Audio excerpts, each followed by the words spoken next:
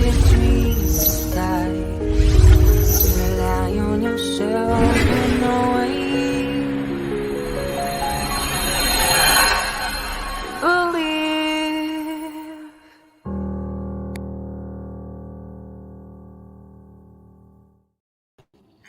Good morning, everybody. Um, Hope everyone's doing good for a Tuesday. I decided to go green today because I'm about to Hulk out. No, I'm just kidding. I felt green. I felt green today. Felt like I could camouflage today and hide a little bit. Um, I don't know how many of you remember.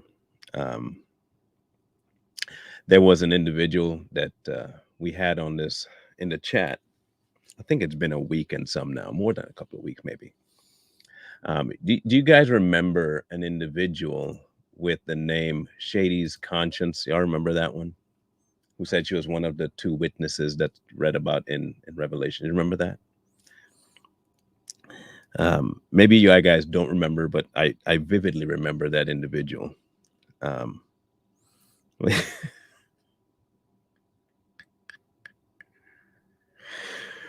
Needless to say, they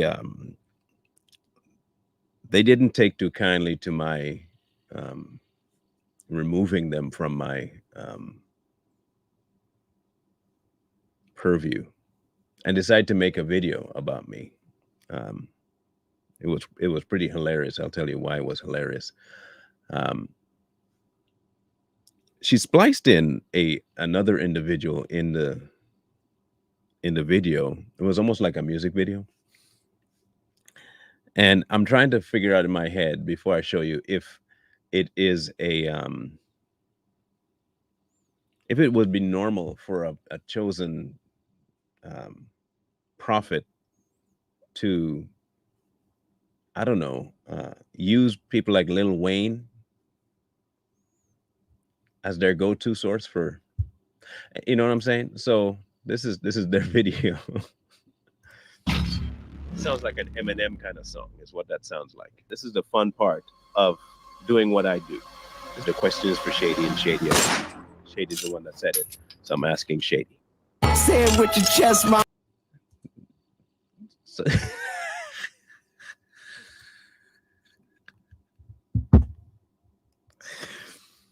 Shady got a little hurt, so Shady made a video. If y'all want to go check it out, please feel free to go check it out. Give her some views. She calls me. How did she title this? The Most Righteous Man. Of course, that's the jab. Anyway, I just thought we'd start the day off with some comedy and some lightness because I found it quite hilarious. That they felt the need to tag me as well. So no doubt they're trying to get some kind of traction on their channel because they need it. I don't know. I'll let it stand. I'm not gonna give them no strike or nothing. So just found it hilarious. That's all. I thought I'd share that with you to also find it hilarious because it was quite entertaining. I mean, nothing was said. Nothing much was said at all, but it was rather entertaining. Rather entertaining. In any case, good morning. We're going to talk about the body. Now, you remember last week we discussed the three deaths, and we mentioned how, I talked about the decay of the body and how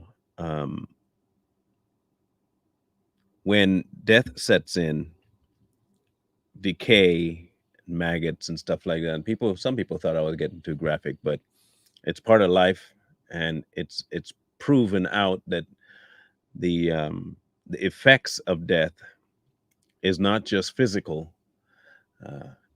Maggots do eat you as well spiritually. So I decided, hey man, that sounds like a good topic, and I took it to him to see whether or not it'd be something that he thinks I should talk about, and kind of codified it.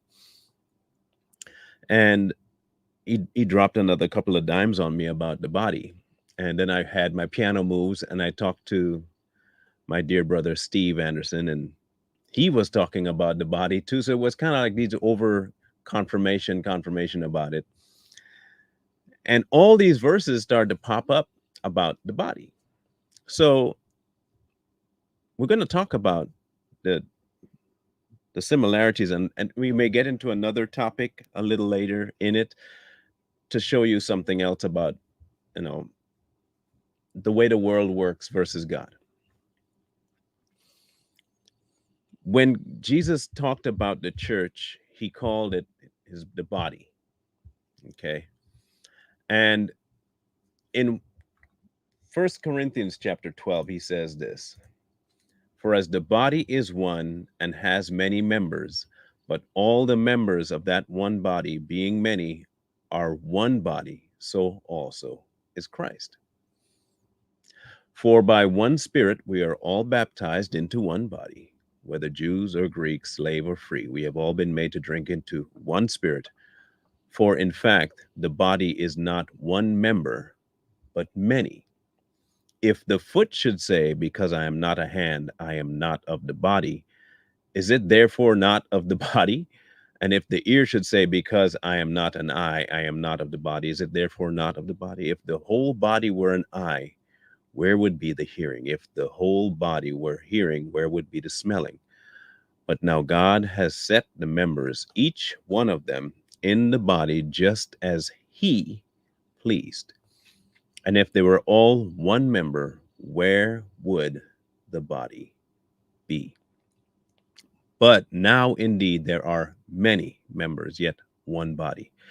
And the eye cannot say to the hand, I have no need of you, nor the head to the feet, I have no need of you. No, much rather those members of the body which seem to be weaker, are necessary. And those members of the body which think to be less honorable, on those we bestow greater honor. And our unpresentable parts have greater modesty, but our presentable parts have no need. But God composed the body, having given greater honor to the part which lacks it, that there should be no schism in the body, that the members should have one care for one another. And if one member suffers, all members suffer with it. And if one member is honored, all members rejoice with it. I found it so interesting that the talking point in today's church, however, is honoring what they consider the head, not Christ, the pastor. And everybody else is not as consequential. Meanwhile, the book says something completely other. Now, when he mentions your unpresentable parts, we know what he's talking about, right? Your private parts. But they are the tools by which we use to duplicate, replicate, be fruitful and multiply. There is great honor in that. But when translated to the body of Christ, there are some of us that operate in a capacity that most do not want to recognize. But it is of the most sacred duty that they're doing. But when you look at the way the church functions now, there may be 3 to 4 people that are held in really high esteem, and the rest of the body is just kind of there. No purpose, no need, no use, just there. They're there to be entertained. The rest of the body is dead, but there are a few living pieces in it that pretty much just run the whole body. That would end up being more of a parasite. There is a bug like that, by the way. And it almost makes these insects look like they're zombies walking around. You'll see them with an open back, but there is a parasite that invades the dead body and moves it around, makes it look like it's alive, but it's not. It's completely dead and something else is functioning it. That's the modern church. They do not function as a body. They simply don't. There is only one man, the pastor, that is held in high regard, maybe the co-pastor, the worship leader, and possibly a board member. And that's the equivalent of the church. You come to that person's church. That's how it is now. I go to that pastor's church. I don't go to meet with the body anymore. I go to that church, and I go to this church, and I go to this person's church, and this is my past. It is never, ever anymore. Maybe in a few cases, yes, maybe some small church you might find where it's not about the pastor, but about the body, and each one has. But when was the last time anybody went to an actual big building and each one had? How often do you hear people saying, I have a word that God placed on me this week, and I'd like to share it with everybody for the edification of the body?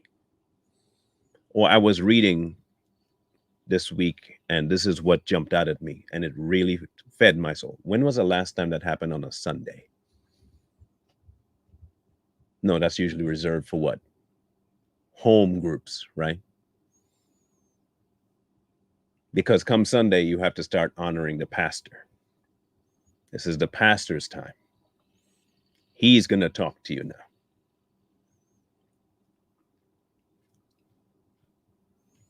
This has become normal. But my question is, that how it is?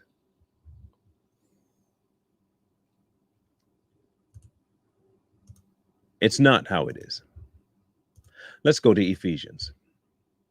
Ephesians chapter 4. Okay?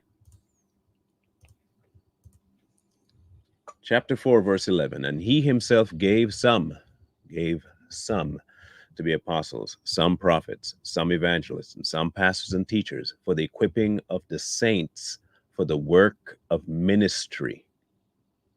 Let me read that again, what the purpose of apostles, prophets, evangelists, and pastors and teachers are, what your role is. You are to equip the saints for the work of the ministry, which means that when you are a person that is going to church, that is not the extent of your ministry. You should be going to there to get whatever is needed to equip you to go out. That is no longer the case. People go to get told that they're okay and a blessing is on the way. They do not equip anybody anymore. The body is being run right now, or at least the so-called body, by parasites. They're parasites. It's dead, but it looks like it's moving because of parasites.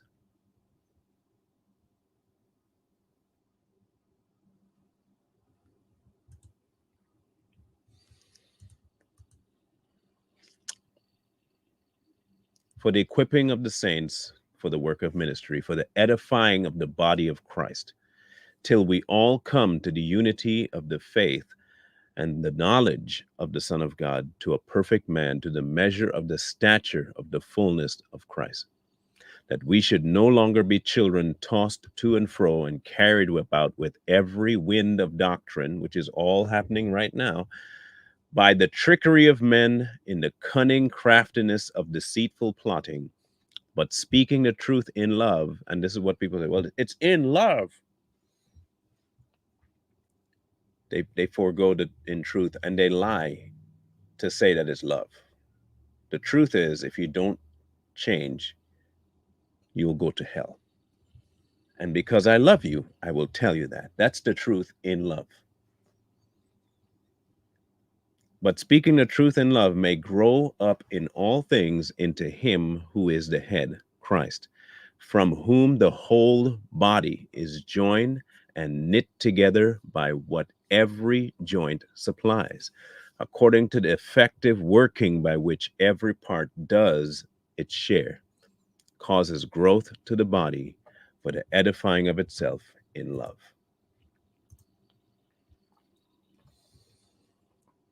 We have come so far from what the church is described as in the Bible that you can no longer call it the church.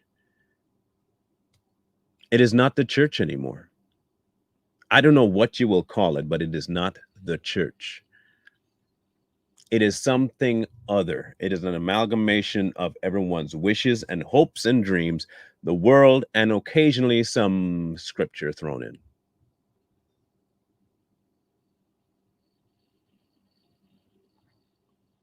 The body is dying if you were to look at it. But is it? Is the real body dying?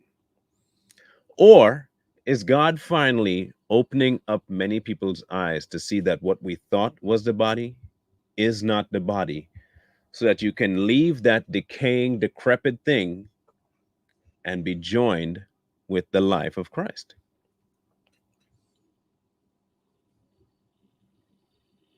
The church itself, the body, the actual church, is alive and thriving. It is, it really is, because it's individual as well as it is collective.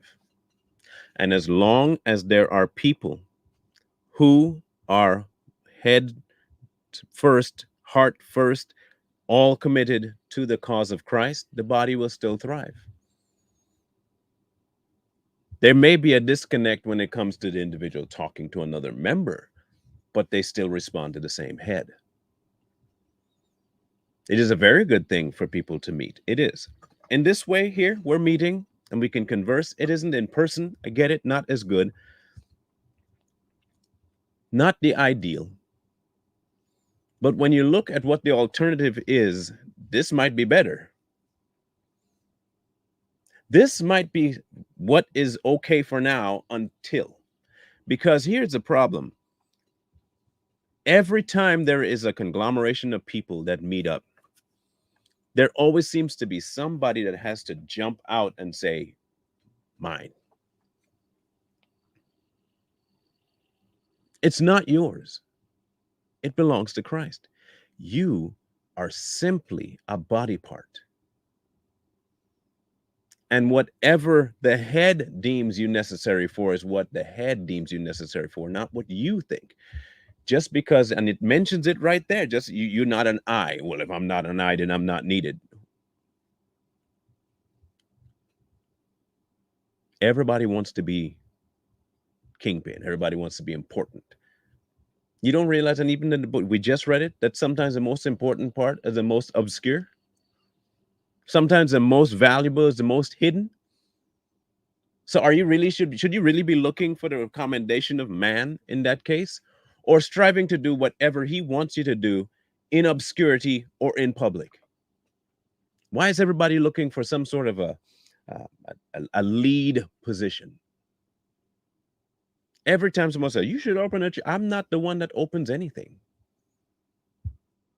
Here's what happened. I encountered the head. Okay? And what happened after that part was he put me in a position that he wanted me in. I don't get to decide how far this reaches. I don't get to decide how meaningful this reaches. I don't get to decide who gets reached. That's not my decision. I don't need to care. I'm just doing the work that I was prepped to do. I was equipped in a certain way by God Himself to do whatever I'm doing. I'm no better or worse than anybody else in the body. I have a part to play, and I'm doing that. Every one of us has a particular part in the body to fulfill.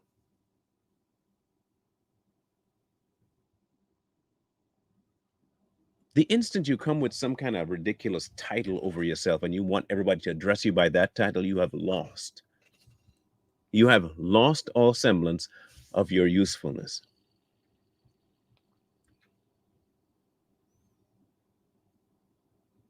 You've lost it.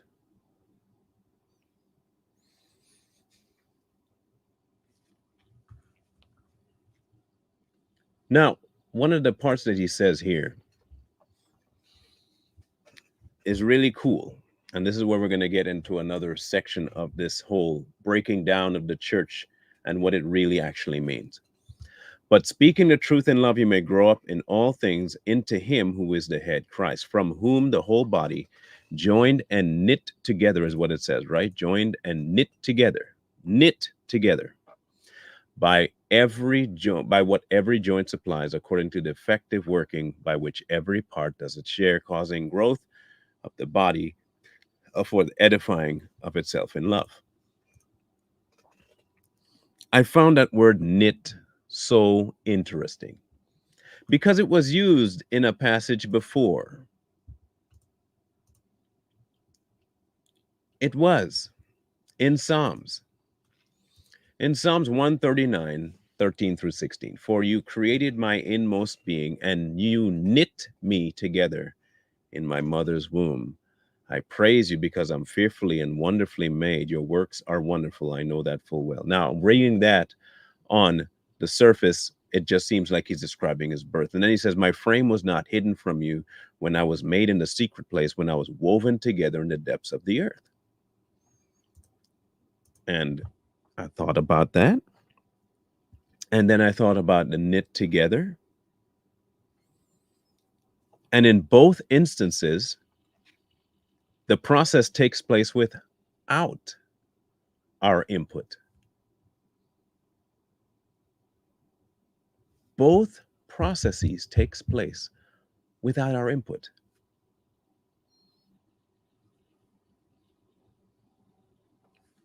God knit together the human body in the womb. You had no input. Into your own creation, you had no say.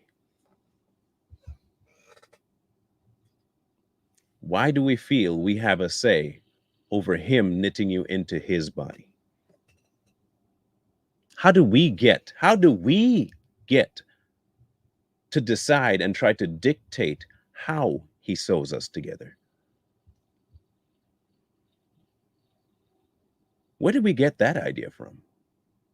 I'll tell you. I will tell you where that came from. And this is, of course, this is my opinion. The following statements are just my opinion and what I believe, what I think. I think there was a massive transition from the worship of Moloch into this now current amalgamation of the church. What do I mean by that? The devil is cunning, and I mean really cunning. Do you realize now that many churches today are pro-abortion? And I mean a lot more than you might think. A lot of churches today have no problem with abortion. They think they have all gone along the lines of it's a woman's choice. Now, hear me out. Hear where I'm going with this. The beauty of the body is the same beauty of a child being created in its mother's womb. Christ knit that body together to function fully. When that child is born with parts intact. And what happens is that child grows together, learning how to use each body part for the right thing, to move, to walk, to breathe, to eat, to chew, to drink, to sleep, to wake up. There are a myriad of things that have to happen when that child is growing, the same way the body has to grow. What did the church allow by saying abortion was okay? That you can interrupt God's creation of the body by removing parts, unimportant parts, and then destroying the head. What do you see happening in the body today? We remove this, we remove that, we remove it, and eventually the body's dead.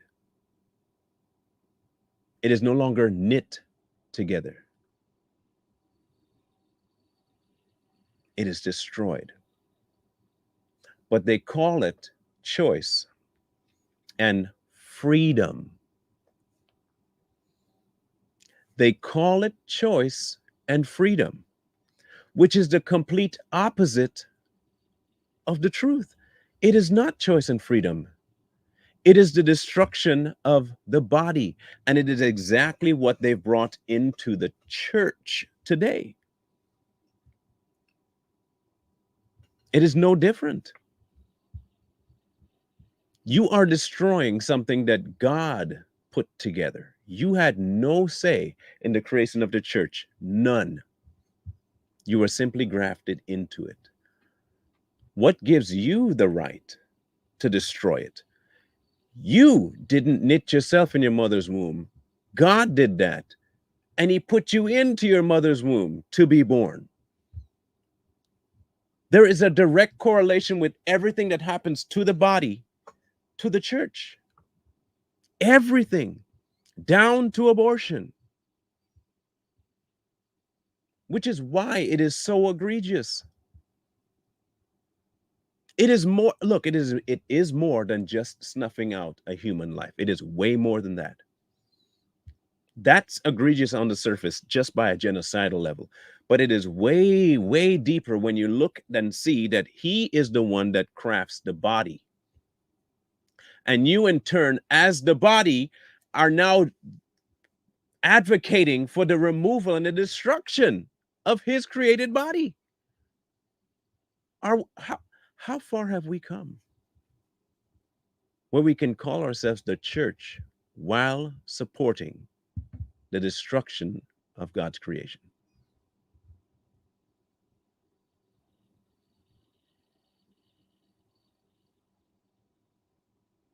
How? How did we get here? We got here very simply. One man deciding that he is the one that everyone should follow. And he said he's going to start a church. He's going to start a church. You've heard people that a church plant.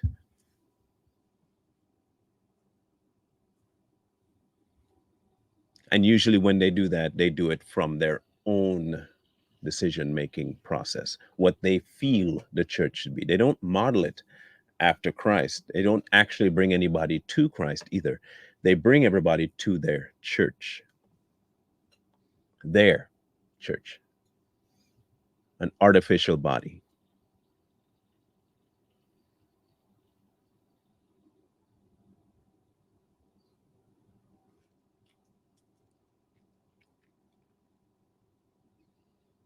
This is way, way deeper than what we've been told. This is a grand way that the devil has found to not just usurp authority in mankind, but usurp authority in what they believe is the church. Now, here's the crazy part. It would almost be like having a human body and a functioning brain, and someone walking into the room and said, hap, hap, hap, I have a much better brain than that brain. And they tell you, well, the brain's fine. That's not the person's issue. The person simply has a broken arm. I understand you have a broken arm. But if you just had the right brain, you could overcome that broken arm. And people who know the body tells you that's not how that works. No, we need to treat the arm. And they push everybody out the way and remove the man's brain and put some other brain in there. You think the body's going to function properly? And you think that's going to heal the arm? No. But the other person thinks he can take credit because look what I just did. I just replaced the brain. That's what we did. We've now have churches walking around lobotomized. They have no head. They have a head, a looking appearance, but nothing's there. It's not the right brain. It sends no signals, and it's completely festered with parasites. It has all the appearance of a human being that operates fine. It walks.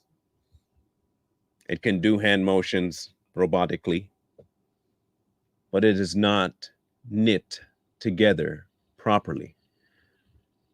They're not getting any direction from any source that's reliable. But it is not about the source for them. It's about the appearance of the source. Now, the fact that it doesn't have a functioning brain means that the body can do just about anything to bring intrigue, right? Look what it can do. It can contort its hand all the way around and hug itself. Meanwhile, the shoulder's broken, but you never know because there's no brain to send the signal to the body that something's wrong. The parasites has no problem breaking the arm to show the world that I can do whatever I want to do. That's the current iteration of the church. Parasitic organisms all over it with a lobotomized head, and they call it the church. Meanwhile, the body is absolutely broken up. It is not functioning properly. No life, nothing included in it. Just a useful you remember Men in Black? I remember Men in Black, and it's almost like I'm seeing now that is almost like the perfect example of what the church is. And I forget his name. Maybe y'all would know his name. Um, I forget the character's name in the movie now, but he was the roach that took over the man's skin. The very first one. Was it the first or the second one? I think that was the second one. No, that was the first. It was definitely the first one. It was the first one. And he wanted sugar, water and sugar, and he pulled his skin back to prove that he was smiling. That's the church now. It's something else that's inside of it, having the appearance of it, but it's dead. It is not functioning properly. Something else is, but it has the appearance of it. Appearance of life, moving like it can do things, but it can do some really crazy stuff too to get you intrigued to come there. I saw this guy put his leg over his head and wrapped it around and tied it in a knot, and he didn't even flinch in pain. Wow, I'm going to go there. This pastor told me I would make millions. I'm going to go there. You never make the millions, but the concept of it is great. That's not the body. That's a parasite talking to you. That's not the head. That's a lobotomized head that you're looking at. It has no brain in it.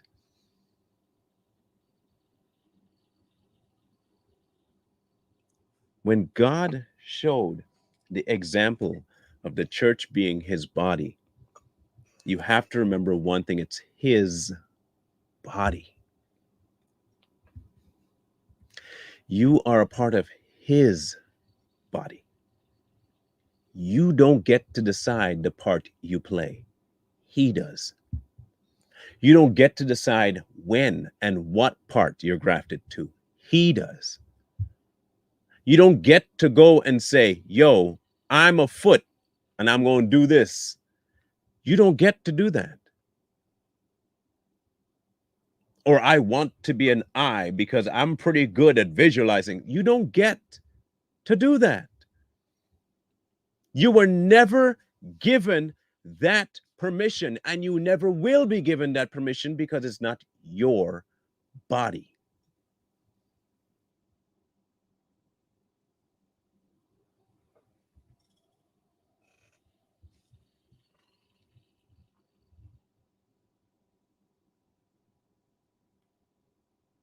The other thing is true on the split side too, away from the church, is a human being apart from the life of Christ is no different than a zombified human being. You walk around dead, but you believe you're alive. You're decaying in real time.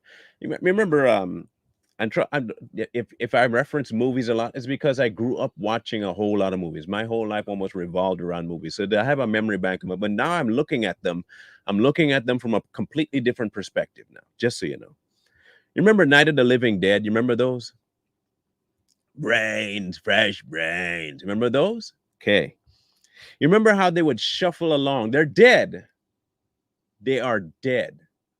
But they're always just shuffling along, behaving like they're real. They're even Walking Dead series. They move around like if they're alive. You would think, hey, their mouth is moving, their body's moving, it must be alive. But we'll call them a zombie for now.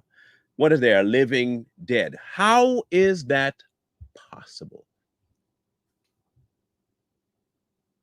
Where do you think the concept of that came about for the person to even come up with that concept of a living dead person? Think about it now. Think about it real hard. How does somebody in the world come up with this idea of a living dead? I can tell you how they came up with it. Everybody knows that the devil knows scripture, right? Does it say that in the book? Does it mention that you are dead in your sins? But you're still moving around, right? They know exactly what they're doing. They're hoping that you can figure out a way to function without God.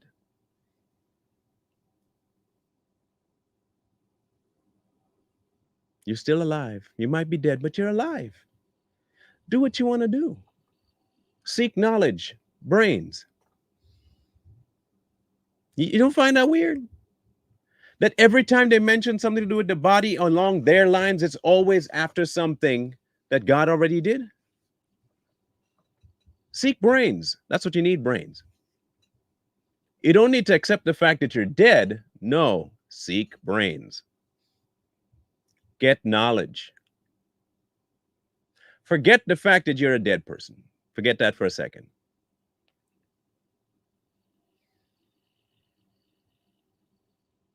You don't think that the devil knew what he was doing? You don't think so?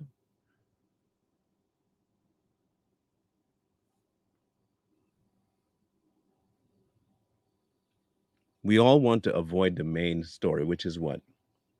Putting God at the forefront of everything. God at the head. God overall. It's his body. It's his will. His doing, not mine. We all want to be it. We all want to be it. I want to be this special, and I want to be this, and I want to be that. Except we want to be everything except subservient. We want to be everything except open to what he wants. Pastors today tell you, hey, God has a purpose for you, and he will use your talents. Let's go to the talents idea real quick. Did the individuals that he gave the talents to, was it their talents? Real quick question. Was it theirs? Were any of the talents theirs? No?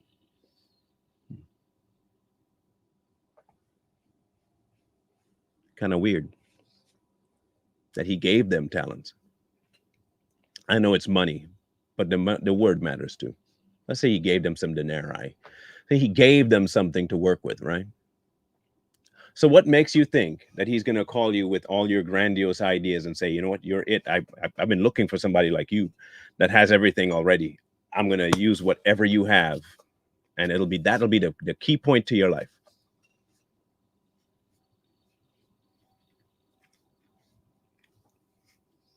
All of the men throughout the entirety of the Bible were called outside of their skills. David, outside of his skills. You ever realize that?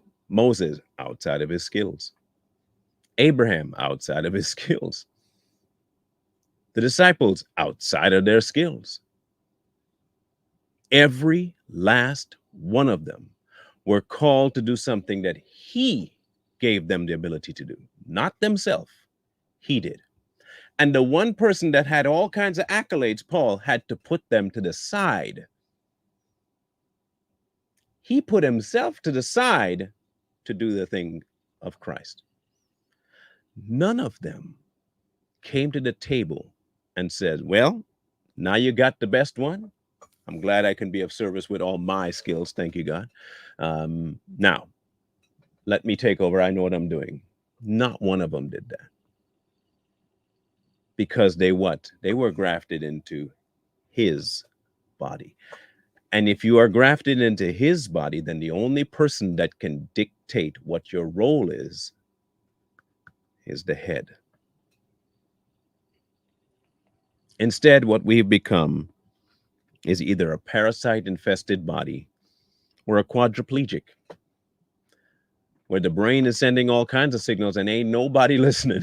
The body is not functioning at all. Brain saying to do all kinds of stuff, and you're just in the corner and you can't do nothing because your connection to the brain is gone. It's been severed. He's talking, but nobody listening.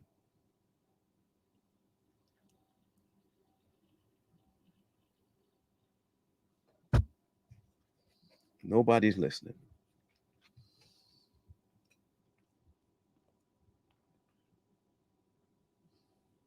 And then we put on this facade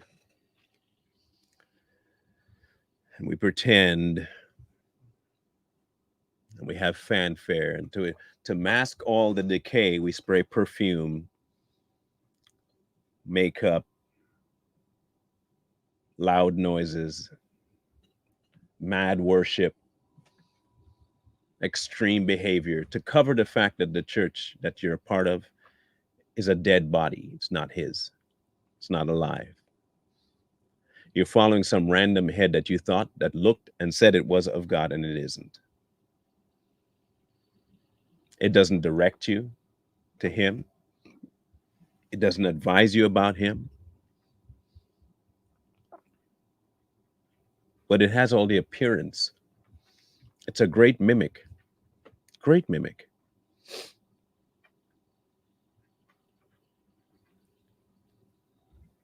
And many are being deceived by it.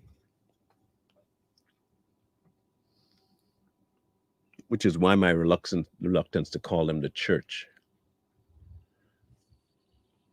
They will use his name, use the moniker, use the title, replicate a couple of things, but they will never follow him, because if they did ever do that, the head people would have to go bye-bye with all their pride. They can't afford to be, man, I'll no longer be TD Jakes. I have to be something else now. You see, their idea of humble is acting as though I'm not thankful that you're giving me accolades. That's humility for them. Humility isn't giving up the accolades. Humility is still accepting the accolades, but saying, oh, you shouldn't have. Oh, I'm not worthy of that. That's their humility. And then, but in their head, they say, keep pouring the praise on, though, because I know I've done a lot. But man, please, that's too much. You're too kind.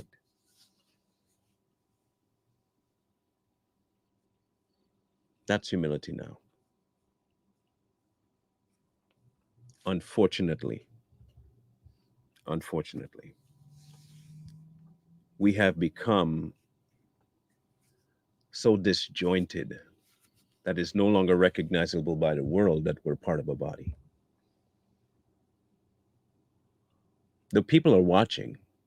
The world is watching all these so-called churches, and they cannot recognize Christ at all. They have no concept of who Christ is by watching the church. They're watching the church right now, and they see the drag is welcome. They see that the homosexual is welcome. They see that the pastor is sleeping with kids. The pastor is sleeping with everybody's wife. That the pastor is fine with abortion. They're watching all of this and thinking, well, why do I need to go to church? I can do all that without losing my Sundays. I can do all that without losing my Sundays.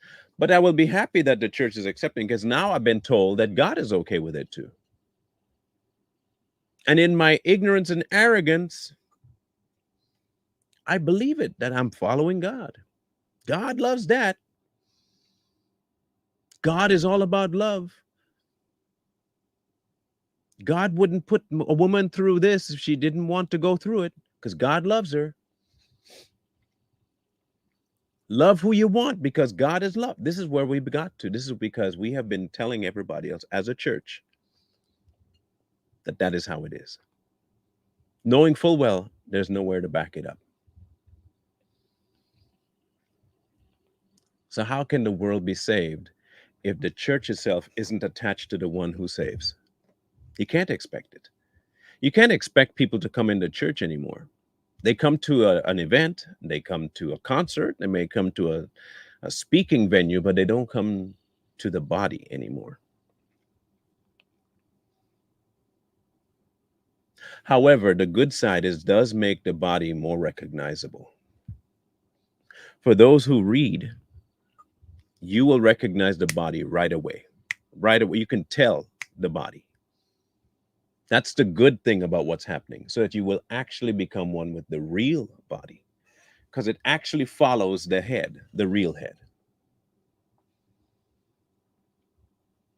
That is why it's so important to have your individual relationship. If you don't have that, I don't care how learned you are. I don't care how many languages you speak. I don't care if you can read Greek, the Hebrew, the Latin, whatever you want in every Bible, in every language. It will not help you if you're not in relationship with God. Knowledge puffs up. That's all it does. Wisdom will introduce you to God.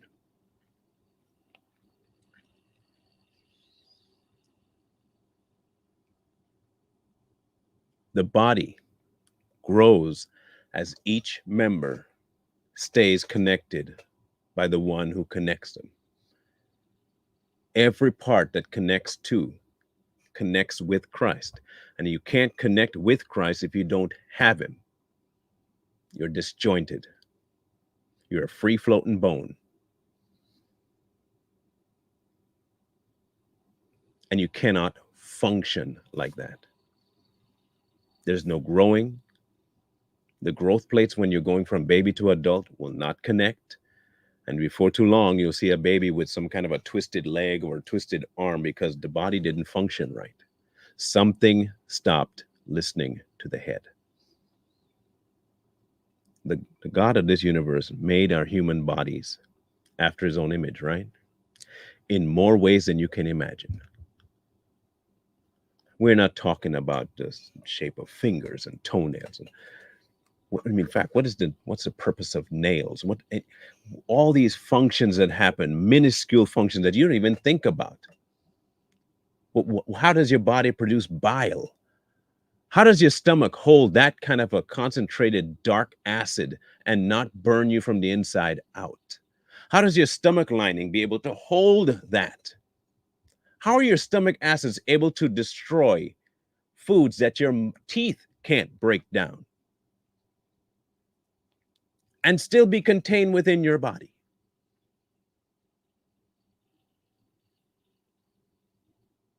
How can your skin keep you from damage when it's itself is just one massive organ?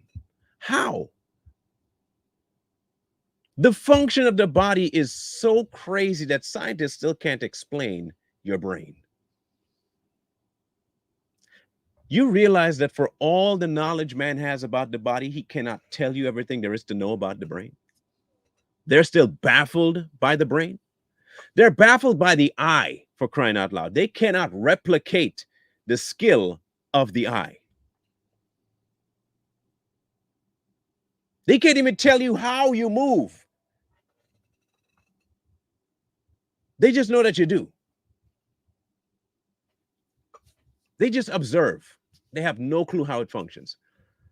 They know that it functions. They couldn't tell you the first thing about how. They say that we're only using 10% of our brain, and it's only 10% of their brain telling them that they use 10% of their brain.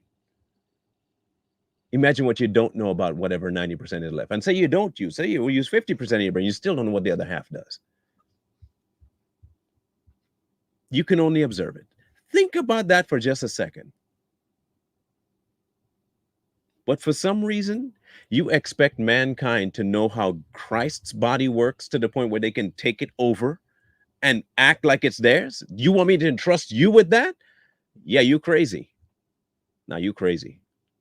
You can't even handle a human body. How you going to handle Christ? How are you going to function in the spiritual world when you can't even function here?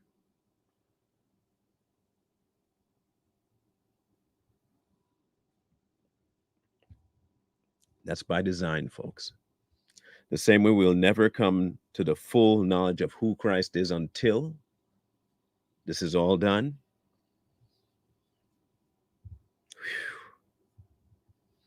You'll never understand a human body either.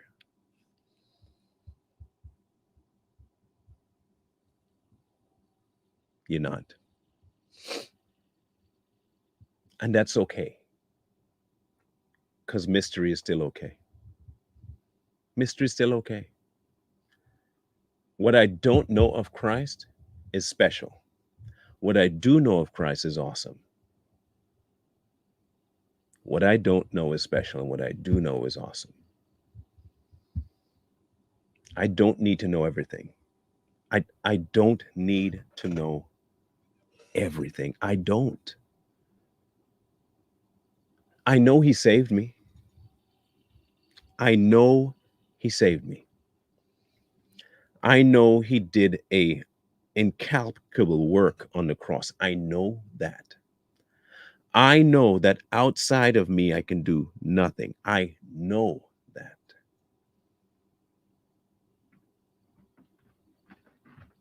I know. Past that, I don't need to know. I don't need to know. You know why I don't need to know? Because as long as he knows, I can trust him. And as long as I know he's trustworthy, I trust him. If he has a function for his body, it'll function. I don't need man to intervene in him. I don't need to know a whole lot of things. Whatever he wants me to know, I will, but if I don't need to force the knowledge. But what I do need to do is abide. That's it. Just abide. That's it.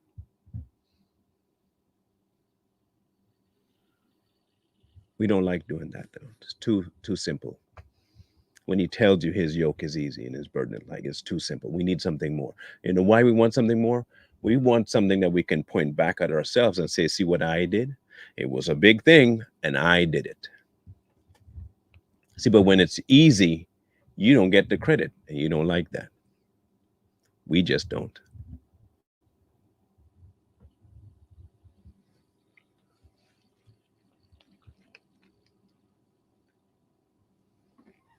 Look, it's simple. It's very simple. Christian walk is this. Either you believe what he told you or you don't.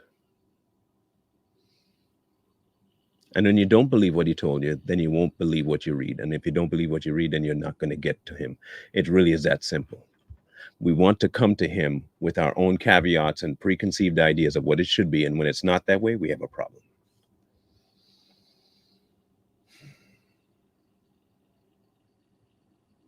Apparently, he's not enough. I don't know. I would think he is. Which is why you get to know him. You need to know him so that you don't get bamboozled by a fake, parasitic, infested body posing as itself, as he is. You can't, you won't get fooled by that. You won't get fooled by a zombified thing calling itself the body. You'll recognize it right away. You will.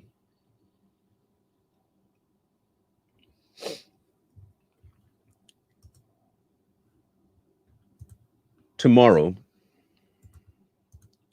we are going to be discussing a crazy, crazy thing.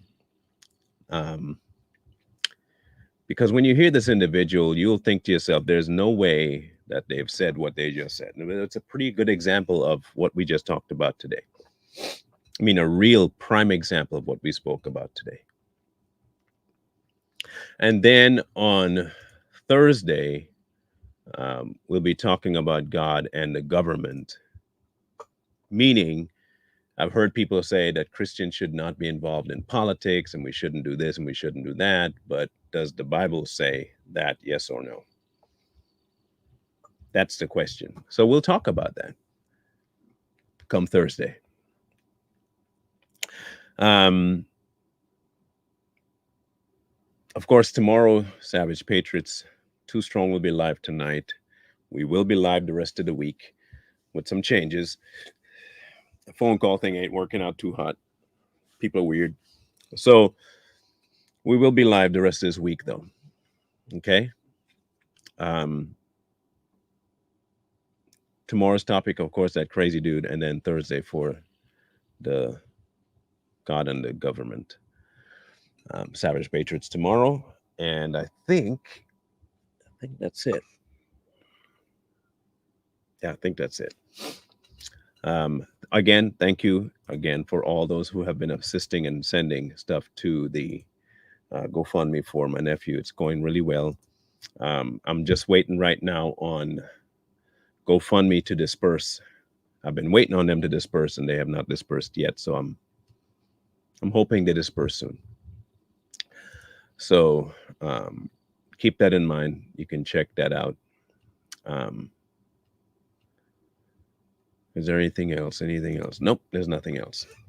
If you there is. If you don't want to use the GoFundMe, you don't have to. If you're worried about that, you can always use the options I have for the channel, which is the Cash App or the PayPal. But again, say which it is. Say which it is. Okay, what you're actually wanting it for. Okay. Is it heartless of me to not want to pray for those who are choosing to remain in the church brain walls? I don't know about heartless, but don't forget that he has the decision to hand them off or not, and if they listen or not. But I wouldn't say cease praying for them, especially if they're family members, because you never know. However, what my approach is normally is this: I've asked God to intervene, and he knows that I want him to intervene, and I would love to see him intervene. But I also know that I can get to the point where I get frustrated that he's not moving fast enough. And so I limit myself to saying, God, this is in your hands. I trust you for their life. And that's it. I trust you for them. I trust you for them. And if they turn, awesome. If they don't, you know, I'll ask for what I want. But I also know that there are certain things that I don't need. And I don't need a whole lot. But I also trust him to provide what I do need. So I don't need to pray for a whole lot. I really don't. I'm quite content for what I have because I know he's offering it. He's giving it. I'm not worried about that. But again, if you read that and someone mentions you can sow certain ways and they just don't listen, and there is such a point where you get to be pearls before swines. However, I wouldn't say stop praying for them. But at the same time, you can be beating a dead horse. Okay? If God gets through, he gets through. But it's still up to the person to let him in. It really is. It's up to them to let him in. If they cross your mind, if they cross your mind, sure, pray for them.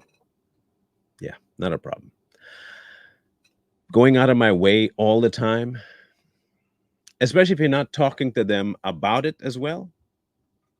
Like it's almost like saying, okay, I'm going to pray for you, and I go pray for you, and I never talk to you again about it. They have to also see that you're real about it too. Okay, so talk to them about it too. I don't know, talk to them too. But I do know that he did say this, right? He said this: no one will be with excuse. They have no excuse at the end of time. Everyone will be without excuse.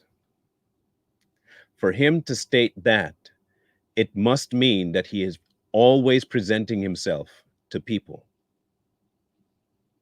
For God to say, no one will have an excuse. That's what he said, right? Perfect. If that's what he said, God said that, not me, not anybody. God said they will be without excuse. It must mean that he has already spoken to them in some way, shape, form, or fashion, and they refused. That's a pretty big statement to make. We all have to decide. We all do.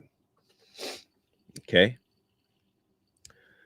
Love you guys. Have a wonderful rest of the day.